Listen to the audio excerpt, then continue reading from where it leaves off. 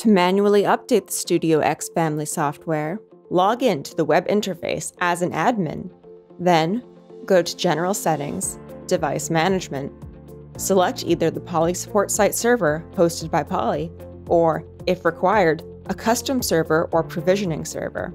To use a custom server, you will need to enter the path to the software build folder in the Update Server Access field. You may choose to enable automatic updates and select times during which you would like updates to be installed, called maintenance hours. If no maintenance hours are selected, the system will check every 4 hours. Select Check for Updates. If the system finds updates, select Update All, which will also update any paired devices. The device may take several minutes to complete the update. When finished, the system will reboot and you will be returned to the login screen.